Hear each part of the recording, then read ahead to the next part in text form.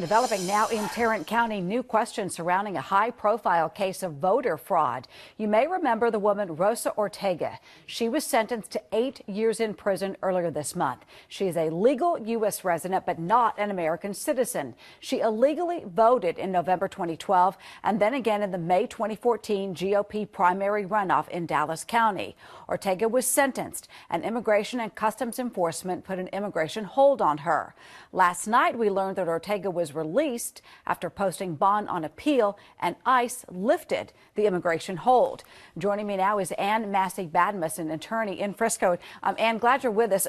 First of all, you're not connected to the case, but you are an immigration attorney who's been interested in this, correct? That's correct. Okay. First, the question is, why would ICE lift a hold on Ortega? This is a woman who broke the law and was convicted of doing so.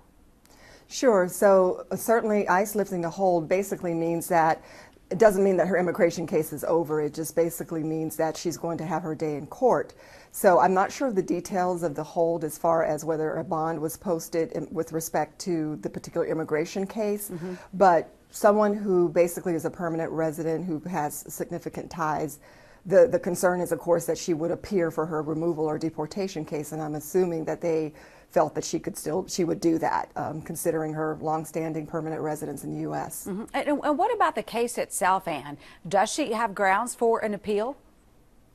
An appeal for the voter fraud, that's really a criminal matter, and I'm not sure I have the expertise for that part of it.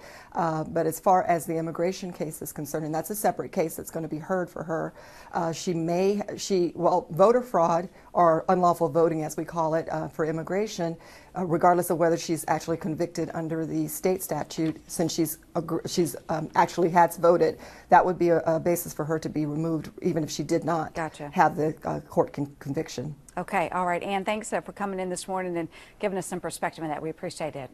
Thank you.